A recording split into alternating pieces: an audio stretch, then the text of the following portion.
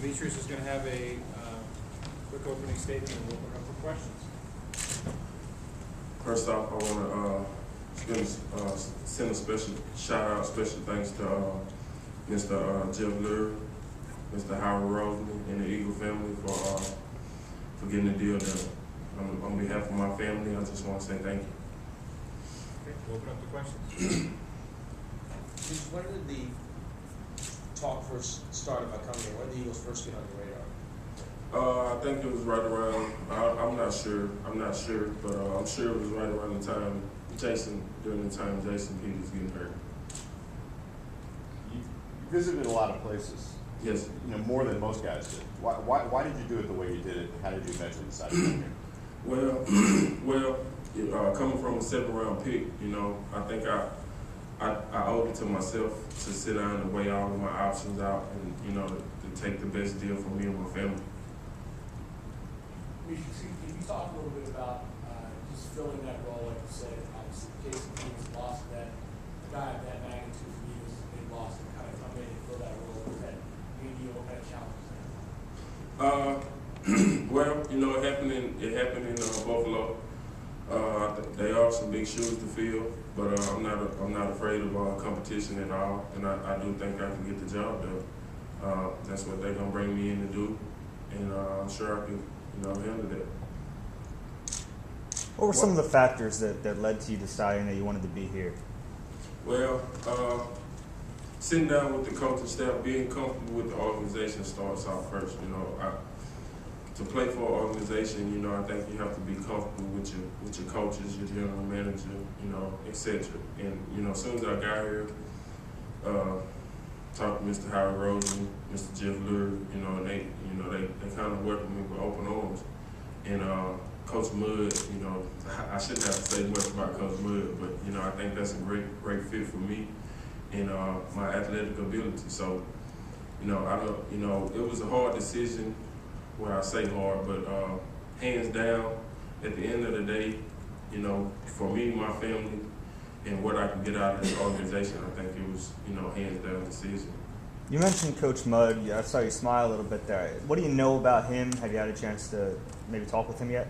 Yeah, we sat down for dinner Sunday night, maybe 3 to 4 hours. We just talked about family. I don't even think we talked about football the first day. We just talked, and we had dinner. You know, he told me a little bit about himself. He told me a lot about himself, and I told him a lot about myself. And I think we go, me and Coach Mudd, we go hand in hand. Coach, player, coach. Do you think that will there be a big change in the style of play that you're used to? I think technique-wise, it'll be a change. Yes, it will. As far as playing, no, it's football. I think, you know, it's always going to be football when the lights come on. So, but I think the only thing that will change is probably technique. But I think it's to my ability. Have you tried to project, you know, down the road where you might fit in, you know, when Jason's ready to come back? No, I'm just taking this one day at a time. Listening to Coach Reed, Coach Mudd, you know, wherever they want me to play, what they want me to do, that's what I will do.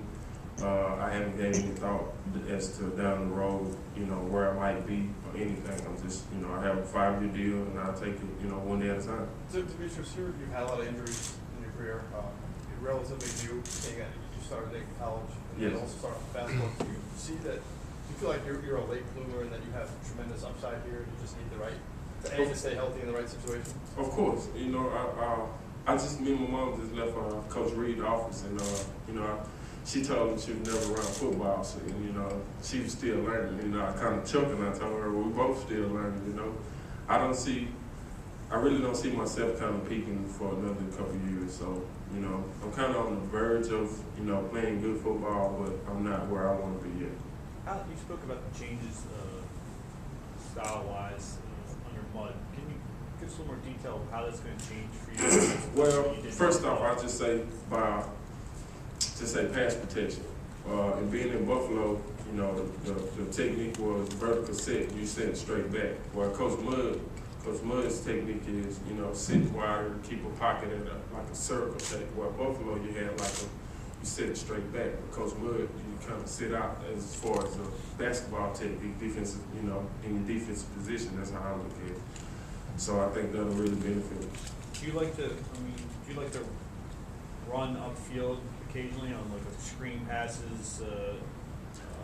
Is that something that you've done over your career? And like I mean, in Buffalo, you know, we kind of had sprint draws, outside plays, you know, and I think that plays like that, you know, work to my ability as far as, you know, I can move. So, yeah, I think that'll help me tremendously, you know. Could you run us through your most recent injuries and surgeries and tell us where you're at physically? Well, my most recent injury was I had an AC sprain back in November. About 4 weeks later, I was healthy. I might have came back 3 to 4 games for the end of the year. Played 2 games. The Denver game, kind of end of the season. I got kind of end of the game. I mean, it was 2 minutes left. I got rolled up on and tore my meniscus. Had that taken care of end of December, and I got cleared January 15th. So I'm ready to roll. which knee is that? My left knee. Sorry, your left. Yes. Demetress, why do you think, I mean, left tackles are hard to come by if you're young, play well when you're healthy. Why do you think Buffalo did not make a better attempt to keep you? I really don't know, you know, why a deal wasn't worked out with Buffalo. You know, I would have loved to stay home. You know, I love my teammates. But obviously, a deal wasn't reached. So, you know, the best thing for me and my family to do was to come and fit. Were there even some type of talks there, or did they make it clear that? There was talks.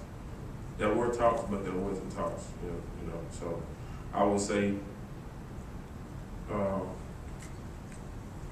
a deal wasn't reached. What kind of impression did you have of the Eagles after the Bills played them last year? I thought they had every piece of the puzzle. I just don't think the team was. I don't want to say the wrong words. I guess the team wasn't clicking on all cylinders at the same time, and therefore, you know, the season went kind of the way it did in the first beginning of the season. But that last half of the season, the Eagles played great football, you know. But when we played them, obviously I wasn't playing, or Jason wasn't playing, so, you know, I kind of watched it from the couch. But I think we played a good game, you know, as far as on the Buffalo side. But hopefully, when we play them again, you know, we're going to win the side. What do you think you're stronger at? Pass protection or run line? I really don't know. I haven't even kept up with stats. Personally, though. I would say I have to work on both of them, you know. I'm not polished by 4. Like I was telling you earlier, I don't consider myself peaking for another 2 years, you know. That's the you know, the guidelines I give myself and, you know, what I expect of myself. But I think I can work on run blocking and pass blocking just to make me a better player all around. Demetress, have you talked to any of your new teammates yet, and if so, kind of things to listen to? The guys hit me up via text message, Twitter. I talked to Jason Kills walking in the front door. Great guys. And, everybody welcomed me with open arms. You know, it kind of made me feel special. You know, just talking to the guys. I haven't even met everybody. And, you know, everybody just welcomed me. Have you had a chance to talk with Jason Peters since the injury, and how well did you know him in Buffalo? Yes, I have talked to Jason. I talked to Jason before the injury, probably a couple of days before the injury. Talked to him, I don't know, a couple of days after the injury. Talked to the day before I came here, the day I came here.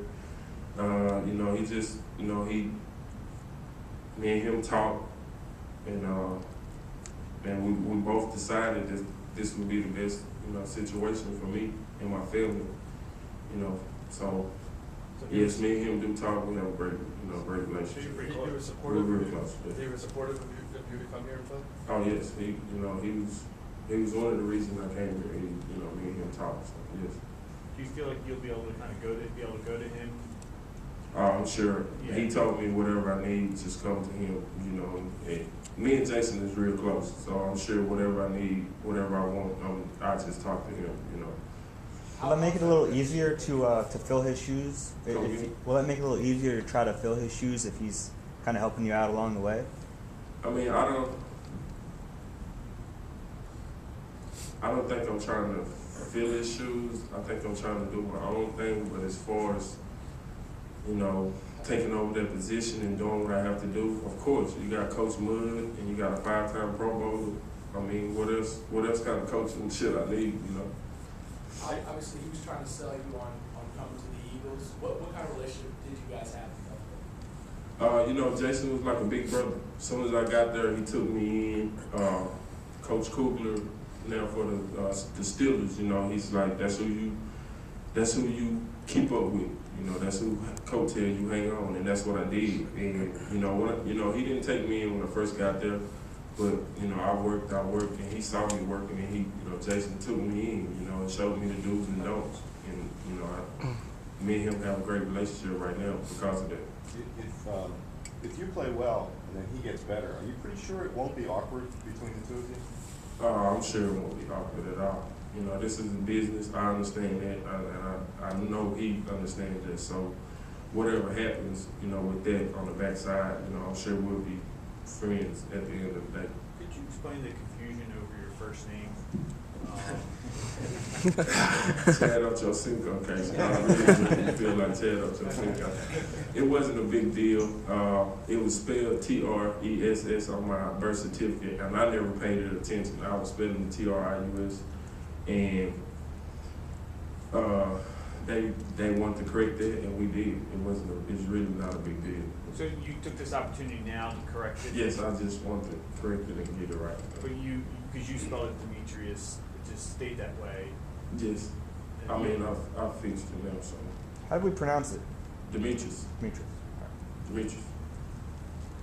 Demetrius, what prompted you to go out for football in the first place? And then you went to college as a basketball player. When I first got to college, the coaches, you know, they begged me to come out. You know, when I said I never play football, I'm on a basketball scholarship. This is what I will be doing.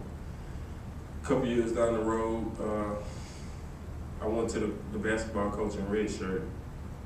And as soon as I redshirted, the football coach showed up like mysteriously. He popped up again. And he was like, just come out and watch. Just come out and stand on the sideline, just look. So that's what I did for the first year. I just watched, just looked, I was always around, working out, getting bigger. The last game of the season that year, they told me I wasn't gonna play. The last game of the season, I was I was learning defensive end. Last game of the season, a guy, he gets hurt. So I'm the next guy up. Played. That was my first game ever, defensive end. I had 11 tackles and a sack that first game. But the next year, the left tackle gets hurt, and everybody voted for me. So that's how I became a left tackle. Even some change in technique, how different will it be on passing downs with Michael Vick as opposed to obviously a much more drop back quarterback in Ryan Fitzpatrick? I think Vic has his own style. I think that goes, I think it helps. It's an advantage to the offensive line, when he does scramble. I remember last year watching him scramble against Buffalo, and it was like we were standing in the ground. I mean, he gained 50 or 60 yards on one play. But I think that's to the offensive lineman advantage. You just can't stop blocking until the ball is gone. That's just hands down. Demetrius, how do you said your best days are ahead, you haven't reached your peak yet. When you do, and if it's here, how do you see yourself? I mean, do you think you're going to be a top 5 tackle in the game? Of course. I won't be happy until I'm at the top of the tackle game. So whatever it takes for me to get there, then that's what I would have to put in to get there. Of course, doing this business, of course you want to be ranked amongst the top, amongst the top of the tackles. But, my job is to keep the quarterback clean and no sacks. So that's my job, and that's what I'm going to do. Last one, guys. You have so many parallels to Jason. I mean, even Jason was a little bit of a late starter. You played a different position, then moved to left tackle. Your plays him there, he plays him here. Do you feel like you guys, do you feel like you're a similar type player? I mean, with the athleticism and when you top out, you will be, kind of like that? Or do you model yourself and all that after how he plays? I mean, of course. I mean, that's who coattail I was on for 2 years in Buffalo. So that's all I knew. That's who my coach made me train after. You know what I'm saying? So of course, I look up to him. But at the end of the day, I want to be better than him. Okay.